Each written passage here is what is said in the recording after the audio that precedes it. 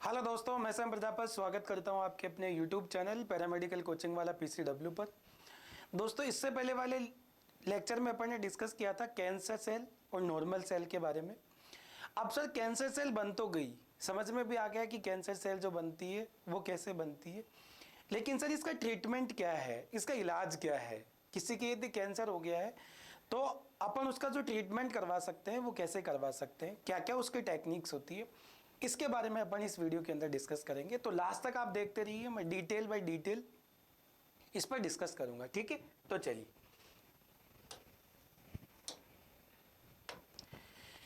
अपन start करते हैं बेटा। जो कैंसर सेल है उसके ट्रीटमेंट के बारे में। यदि आप इससे रिलेटेड नहीं है तो भी आप इस वीडियो को देख सकते हैं। यदि आप किसी भी मेडिकल फील्ड से रिलेटेड नहीं है तो भी जनरल नॉलेज के लिए आपको पता होना चाहिए कि जो कैंसर हो गया उसका ट्रीटमेंट कैसे करवा सकते हैं और कब करवा सकते हैं। हो सकता है यदि आप बहुत ज़्यादा डिले कर दे, बहुत ज़्यादा लेट यदि आप हो जाओ तो इस कैंसर का ट्रीटमेंट होना संभव नहीं है। उसका आखिरी इलाज होता है मृत्यु, डेथ।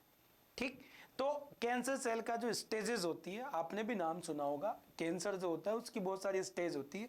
तो कई बार डॉक्टर ले जाते बोल देता है कि इसकी सेवा करो, ये अब नहीं बच सकते हैं, क्योंकि जो स्टेजेस है वो सारी स्टेजेस इसकी क्रॉस हो सकती है, क्रॉस हो जाती है जब इसका ट्रीटमेंट हो सकता था। उस टाइम आपने ट्रीटमेंट नहीं करवाया, इसका मतलब वो उसका जो डेथ है वो फिक्स है, उसकी जो मृत्यु है वो फिक्स है। ठीक, तो देखिए साहब, कैंसर सेल के बारे में अपन बात कर रहे थे कि साहब ये बनी कैसे, और बनने के बाद में आज अपन डिस्कस करेंगे ट्रीटमेंट। देखिए, वैसे तो 4-5 तरीके होते हैं इसके ट्रीटमेंट के, लेकिन जो 2 मेजर तरीके होते हैं उनके बारे में अपन डिस्कशन स्टार्ट करते हैं। ठीक है, तो देखिए, मैंने लास्ट में आपको डिस्कस किया था बेटा, लास्ट में आपको बताया था मैंने कि जो कैंसर सेल होती है ना उससे बनती है ट्यूमर। उससे क्या बनती है बेटा? ट्यूमर बनती है। और इस ट्यूमर की जो टाइप्स होते हैं उनके बारे में भी अपन ने बताया था कि जो ट्यूमर होती है वो 2 टाइप की होती है। एक होती है बिनाइन ट्यूमर, बिनाइन ट्यूमर, और जो दूसरी होती है वो होती है मैलिग्नेंट ट्यूमर।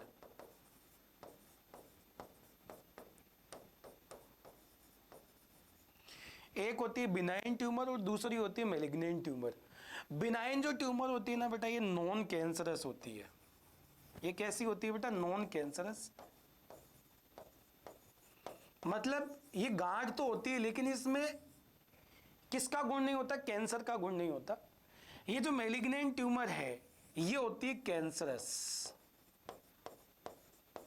ये कैसी होती है बेटा? कैंसरस होती है। मतलब इसमें कैंसर का जो गुण होता है, एक इंपॉर्टेंट प्रॉपर्टी मैंने बताई थी जिसको बोला था बेटा अपन ने मेटास्टेसिस।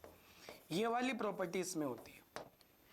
लेकिन स्टार्टिंग में यदि अपन बात करें तो ये जो बिनाइन ट्यूमर होती है ये ही इसमें कन्वर्ट होती है। स्टार्टिंग में ये ऐसी होती है नॉन कैंसरस, लेकिन धीरे धीरे ये मैलिग्नेंट, मतलब ये किस में कन्वर्ट हो जाती है? कैंसरस में कन्वर्ट हो जाती है। लेकिन ये होती है धीरे धीरे। अब धीरे धीरे का मतलब ये नहीं है कि साहब 20 साल लग गए, 25 साल लग गए, 30 साल लग गए, ऐसी भी बात नहीं है। यदि आपने स्टार्टिंग में ध्यान नहीं दिया 1-2 साल में तो फिर बड़ी प्रॉब्लम हो सकती है इसमें। ठीक है, तो इसका मतलब ये हो गया है कि जो बिनाइन ट्यूमर है यदि ये लंबे टाइम तक शरीर के अंदर रह जाएगी तो ये किस में कन्वर्ट हो जाएगी? मैलिग्नेंट में, मतलब ये कैंसर में कन्वर्ट हो जाएगी। और फिर कैंसर भी क्या होगा? अलग अलग स्टेजेस में आ जाएगा। पहली स्टेज, दूसरी स्टेज, तीसरी स्टेज। ये सारी स्टेजेस क्या होता है? पहली स्टेज में वो जहां बनेगा वहीं रहेगा, दूसरी स्टेज में आसपास के सेल्स को डैमेज करेगा और उनको कैंसर ग्रस्त कर देगा, और तीसरी स्टेज में ये पूरी बॉडी के अंदर फैल जाएगा। अब ये जब पूरी बॉडी के अंदर फैल जाएगा ना तो फिर जो ब्लड का सर्कुलेशन है वो कम हो जाएगा, ऑक्सीजन की जो सप्लाई होगी वो रुक जाएगी और फिर उसकी वजह से डेथ हो जाती है। ठीक, तो अपने पास में क्या आगे साहब ये स्टेजेस होती है। तो लास्ट वाली स्टेज में बचना इम्पॉसिबल होता है। उसकी भी सेवा होती है, जितने दिन वो जी रहा है, जितने दिन बॉडी चल रही है उतने दिन करे जाओ। और कोई गॉड गिफ्टेड है तो हो सकता है वो लंबा भी जी सकता है। ठीक है, बाकी तो डॉक्टर टाइम बता देता है कितने टाइम में पूरी बॉडी में फैल जाएगी। ठीक, तो अपने पास में ये, तो अपने को देखो स्टार्टिंग में जब मान लो ये इसी का पता लग गया, यदि आपको कभी डाउट हो जाए कि बॉडी के अंदर कोई गांठ बनी हुई तो एक बार डॉक्टर को दिखाओ, उसका टेस्ट करवाओ। टेस्ट भी होते हैं उसके, ठीक है, जिसको बायोप्सी बोलते हो, FNAC होती है, ये बहुत सारे टेस्ट होते हैं, टेस्ट करवाओ जिससे आपको ये पता लग जाए कि कैंसर ऐसे कि नॉन कैंसर ऐसे। तो पहली जो चीज होती है बेटा वो होती है ऑपरेशन, ठीक है, इसको बोलते हैं शल्य चिकित्सा, मतलब उस गांठ को हटवा देना, जो भी गांठ है उसको हटवा दो।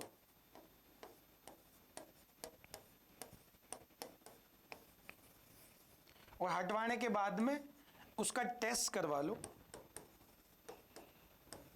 जो कि बायोप्सी वगैरह होती है वो करवा लो आप, उससे पता लग जाएगा कि इसमें कैंसर का गुण आया है कि नहीं आया है, ठीक है। जैसे एक घर में बच्चा है छोटा 15-20 साल का, वो उसकी संगत देख लो आप, आपको पता लग जाए कि यार अभी इसने नई करी है संगत, तो आप उससे छुड़वा दो तो वो छूट भी जाएगी। लेकिन बहुत टाइम बाद में 2-3 साल बाद में वो संगत छोड़ने के लिए बोलो कि यार तेरे दोस्त छोड़ दे दूँ, वो मर जाएगा लेकिन आपकी बात नहीं मानेगा, वो खुद के दोस्त नहीं छोड़ेगा वो। ऐसे इसके साथ में होता है, ठीक है। आप शल्य चिकित्सा मतलब ऑपरेशन करके उसको हटवा दो गांठ को, और उसके टेस्ट करवा लो कि हाँ यार अभी ये गुण आए हैं कि नहीं आए हैं, ठीक। तो पहली चीज तो ये होगी। अब यदि आपने ये नहीं करवाया तो फिर दूसरा इलाज होता है इसका कीमोथेरेपी। दूसरा जो इलाज होता है वो कौन सा होता है? कीमोथेरेपी। कीमोथेरेपी में क्या दी जाती है बेटा? दो तरीके से दी जाती है कीमोथेरेपी, या तो इंजेक्शन के थ्रू। कीमोथेरेपी का देखो, कीमो का मतलब आ रहा है यहां पर केमिकल, और केमिकल जो होते हैं वो किस में होते हैं? दवाइयों में होते हैं, दवाई, या फिर आप बोल सकते हो इंजेक्शन सर। तो या तो इंजेक्शन के थ्रू दे सकते हो या फिर मेडिसिन।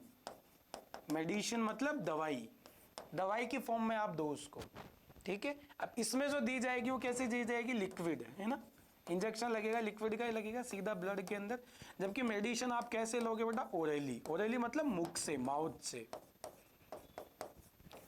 हाई डोज मेडिसिन होती है कीमोथेरेपी के अंदर। क्या करते हैं बेटा अपन?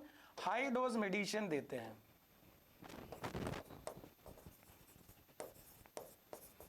हाई डोज मेडिसिन, और ये जब हाई डोज मेडिसिन देंगे तो ये क्या करेगा? इस सेल की ग्रोथ को रोक देगा।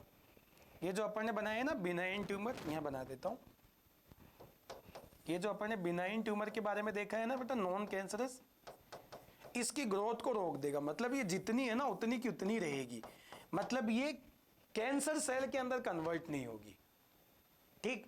तो कैंसर सेल में जब ये कन्वर्ट नहीं होगी तो इसका जो ग्रोथ है वो रुक जाएगा, और रुकने के बाद में फिर आप धीरे धीरे जैसे टाइम मिले वैसे वैसे आप इसका ऑपरेशन करके इसको हटवा दो, ठीक है। चलिए, मान लो कि सर अब कीमोथेरेपी से काम नहीं चल रहा, ये कैंसर जो बिनाइन ट्यूमर है ना ये मेलिग्नेंट में कन्वर्ट हो गई। मेलिग्नेंट का मतलब ये कैंसर सेल में कन्वर्ट हो गई, तो फिर इसका इलाज कैसे करवाए? तो सुने ध्यान से, इसके लिए फिर आती है अपने पास में बेटा रेडियोथेरेपी। फिर अपने पास में क्या आ जाती है बेटा? रेडियोथेरेपी।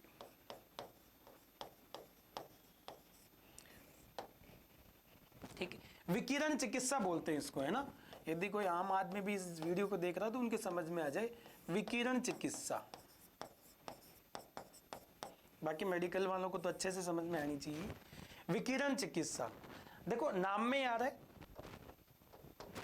एक वर्ड आ रहा है रेडियो, दूसरा वर्ड आ रहा है थेरेपी। रेडियो जो वर्ड आ रहा है वो रेडिएशन से मिलकर बना है बेटा, रेडिएशन, है ना। और जो थेरेपी वर्ड है वो बना है ट्रीटमेंट से। मतलब रेडिएशन को यूज लेते हुए कैंसर सेल को ट्रीट करना, कैंसर सेल को ट्रीट करना,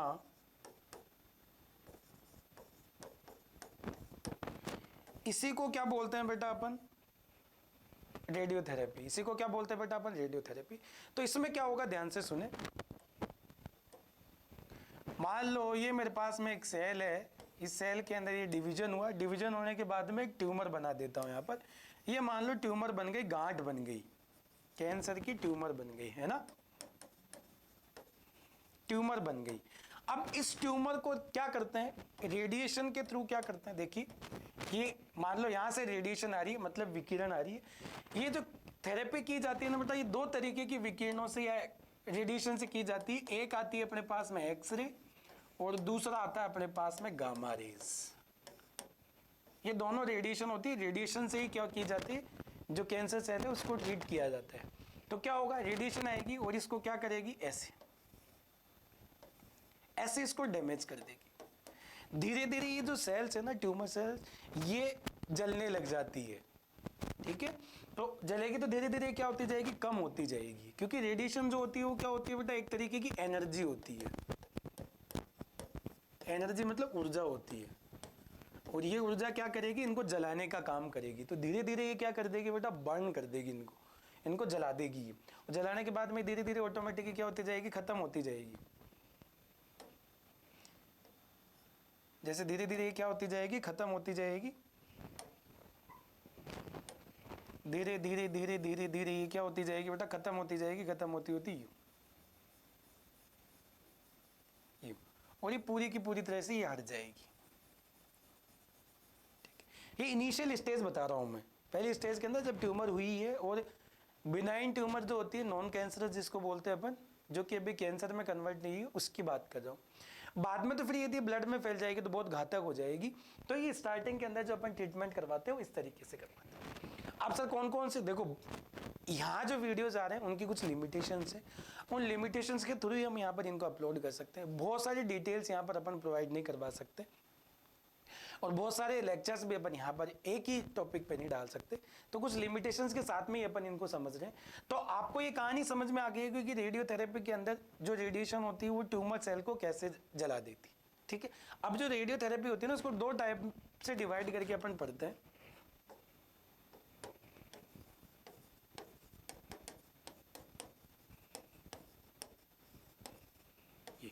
एक होती है बेटा ये EBRT, एक होती है IBRT। ये अलग अलग तरीके से होती है बेटा। ठीक है, EBRT की यदि फुल फॉर्म में लिखूं तो बेटा ये आती है external beam radiotherapy. External beam radiotherapy. और IBRT जो आती है वो आती है बेटा इंटरनल बीम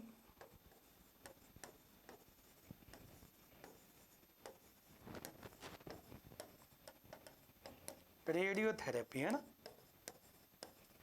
इसमें अब दोनों में अलग अलग मशीनें आती है, दोनों के जो ट्रीटमेंट के टाइप होते हैं अलग अलग होते हैं। वो कौन कौन से होते हैं देखिए। EBRT के अंदर यदि अपन बात करें तो किलो वोल्टेज मशीन आती है,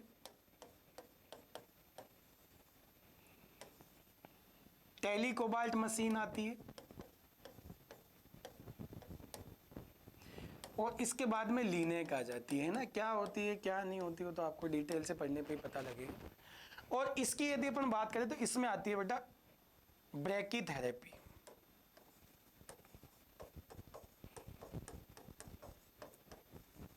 इसमें जो अपने पास में आती है वो कौन सी आती है बेटा, ब्रैकीथेरेपी आती है। तो इस तरीके से आएगी। बोलो बात क्लियर है कि नहीं है? हाँ, तो इस तरीके से अपन जो रेडिएशन होते हैं ना, उसके थ्रू कैंसर सेल को क्या कर सकते हैं, ट्रीट कर सकते हैं।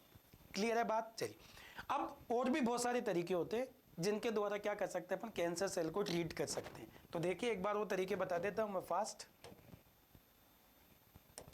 ये देखो ये मशीन बेटा, मशीन आपको दिख रही होगी, इस तरीके से मशीन होती है जिसके ऊपर रेगुलरली क्या किया जाता है, जो कैंसर सेल होती है, जो ट्यूमर होती है, जो गांठ होती है, उसको कंटिन्यूसली रेडिएशन विकिरण दी जाती है, जिसके थ्रू ये इसको क्या करती है, जला देती है। कई बार देखा करो यदि कैंसर के पेशेंट को आप देखोगे और जिसने रेडियोथेरेपी करवाई है ना, उसकी जो स्किन होती है वो वहाँ पर ब्लैक हो जाती है। वो ब्लैक इसी वजह से हो जाती है क्योंकि वो जल जाती है स्किन। तो देखिए यहाँ पर पहले देखिए बेटा सर्जरी, मैंने अभी अभी बताया बेटा ऑपरेशन के थ्रू आप निकलवा दीजिए। तो देखिए remove the cancerous tissue.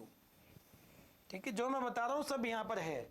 Remove cancerous tissue from the body. ये देखो ये localise content one area have not spread. जब वो फैली हुई नहीं है ना तभी काम करती है ये। मान लो फेल होगी तो बार बार, मान लो फैल गई पूरी बॉडी में तो जगह जगह आप थोड़ी टांके लगवाओगे, बॉडी के छेद थोड़ी करवा लोगे जगह जगह। ठीक है, तो स्टार्टिंग के फेज में होता है। उसके बाद में आता है कीमोथेरेपी। थोड़ी बहुत यदि फैली हो तो देखिए पावरफुल ड्रग्स। ड्रग्स होती है दवाई, है ना। ड्रग्स नशे वाली को नहीं बोलते ड्रग्स, जो दवाई होती है उनको भी ड्रग्स ही बोलते हैं। Kill rapidly dividing cells including cancer cell, cancer cell को भी हटा देती है। स्टॉप देम फ्रॉम डिवाइडिंग मतलब ग्रोथ को रोक देती है, ग्रोथ को रोक देती है।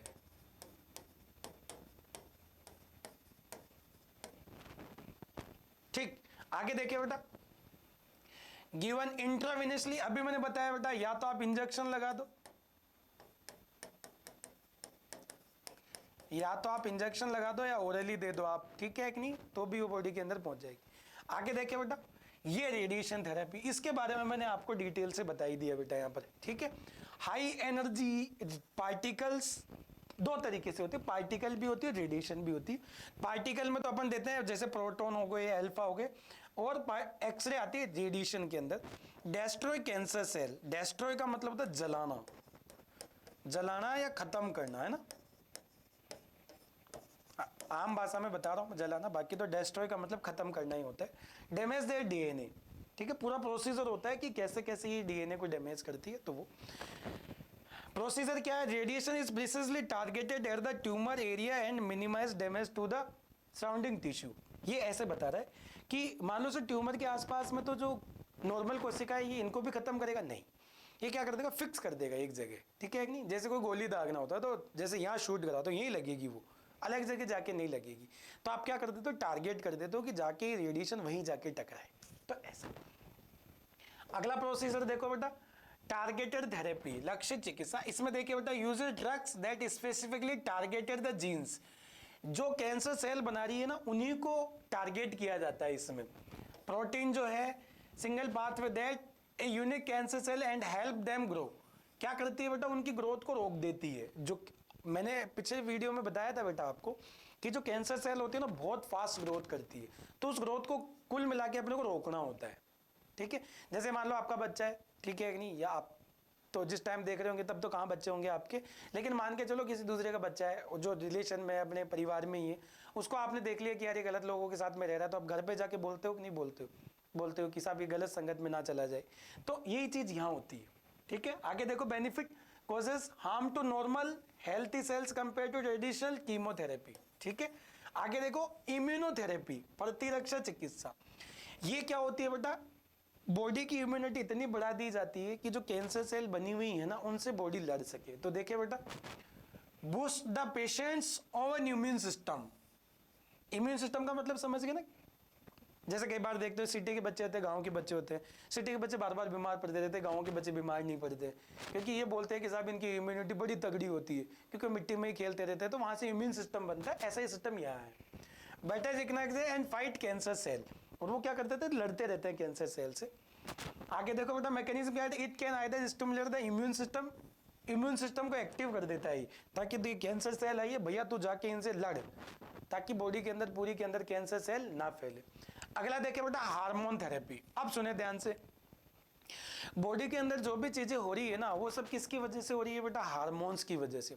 आप कभी चिड़चिड़े हो गए, कभी गुस्सा आ गया, कभी आपका काम करने का मन नहीं कर रहा है, तो ये किस वजह से होते हैं, ये सब चीजें होती है हार्मोन की वजह से। जैसे जैसे बॉडी के अंदर हार्मोन चेंज होते हैं ना वैसे वैसे बॉडी के अंदर भी चेंजेस होते हैं। तो आप क्या करो, जो भी कैंसर सेल हो रही है ना उनसे रिलेटेड जो भी हार्मोन है ना उनको सप्रेस कर दो, उनको ऐसे बोलो कि भैया आप काम मत करो, तो वो काम नहीं करेगी तो कैंसर सेल की ग्रोथ जो होगी वो ऑटोमेटिकली रुकेगी, और ग्रोथ रुक गई, वृद्धि उनकी रुक गई तो फैलेगी भी नहीं। तो देखिए बेटा, hormone therapy used to cancers like some breast and prostate cancer that depend on the hormone. देखो ये दो तरीके के कैंसर बताए, एक तो ब्रेस्ट कैंसर बताया और दूसरा प्रोस्टेट कैंसर बताया, ये दोनों पूरी तरीके से हार्मोन पे डिपेंड रहती है। तो यदि अपन क्या कर देंगे बेटा, उनको सप्रेस कर देंगे, इनके हार्मोन को दबा देंगे तो ये होंगे ही नहीं। आगे देखो बेटा, it blocks to body production to these hormones and ये मैंने बता दिया बेटा आपको, है ना, कि हार्मोन को क्या कर दो, सप्रेस कर दो, कुछ मेडिसिन वगैरह ऐसे दे दो जिसकी वजह से हार्मोन रिलीज ही नहीं हो, तो इनकी ग्रोथ रुक जाएगी। तो अगला आ गया बेटा हार्मोन थेरेपी। आगे देखे बेटा, स्टेम सेल ट्रांसप्लांट। अब इसके बारे में थोड़ा सा अपन डिस्कस कर लेते हैं बेटा। आपको पता है जो ब्लड सेल्स बनती है,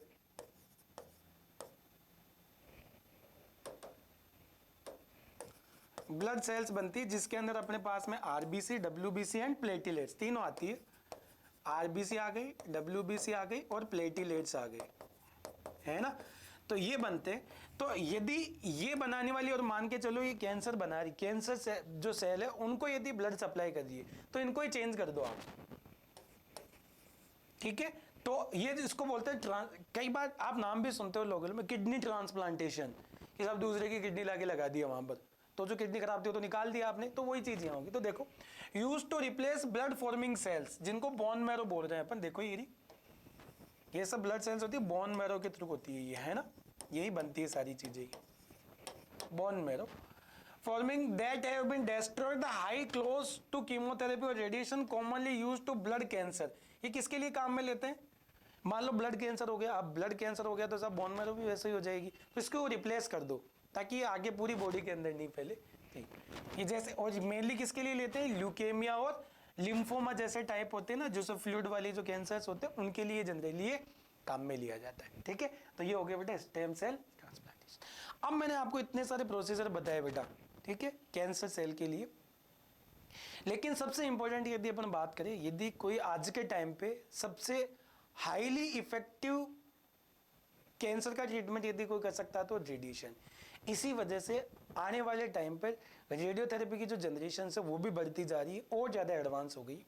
जैसे आप देखो युवराज सिंह ने, या फिर एक दो एक्ट्रेस है जैसे सोनाली बेंद्रे हो गई, मनीषा कोइराला हो गई, इन सब ने ट्रीटमेंट करवाया कैंसर सेल का और वो आज पूरी तरीके से स्वस्थ है। लेकिन उस टाइम पर इंडिया के अंदर जो टेक्निक थी वो इतनी ज़्यादा विकसित नहीं थी, डेवलप नहीं थी। लेकिन जैसे जैसे टाइम निकलता गया ये सारी की सारी टेक्निक यहाँ पे भी आ गई। तो आज मैक्सिमम पॉसिबिलिटी है कि जो कैंसर है उनका ट्रीटमेंट संभव है, जो कैंसर सेल्स बन रही है उनका ट्रीटमेंट संभव है, क्योंकि एडवांस्ड जो टेक्निक्स आ रही है वो कैंसर सेल को पूरी तरीके से डैमेज कर देती है, ठीक है। बाकी मैंने आपको ये बता दिया, ये हमारा ऐप एप्लीकेशन है, इस पर आपको बहुत सारा कंटेंट देखने को मिलेगा। और यदि आप कोई पैरामेडिकल कोर्स कर रहे हो और उससे रिलेटेड यदि आप कोई कोर्स ज्वाइन करना चाह रहे हो तो वो भी इसके ऊपर अवेलेबल हो जाएगा, तो वो आप वहाँ से ज्वाइन कर सकते हो। पूरे डिटेल्ड लेक्चर मिलेंगे आपको इस पर। और ये हमारा यूट्यूब चैनल है, यदि आप मेडिकल से रिलेटेड नहीं है लेकिन फिर भी आपको इंटरेस्ट है इन चीज़ों को जानने में, तो इसी प्रकार के वीडियोज़ अपन और अपलोड करते रहेंगे ताकि आपकी जो नॉलेज है वो बढ़ती रहे। तो आप इसके लिए आप इसको सब्सक्राइब करें और ये जो बेल आइकन आपको दिख रहा है बेटा, ये ज़रूर आप प्रेस कर दें ताकि जब भी नया वीडियो अपलोड हो तो वो आप तक पहुंच सके, ठीक है। और आगे इसी तरीके के वीडियो देखने के लिए आप अपने जो फ्रेंड सर्किल है उनके अंदर भी एक बार आप शेयर जरूर कर दीजिए और ये सब्सक्राइब और बेल आइकन जरूर दबाएं, ठीक है। Thank you, bye, take care.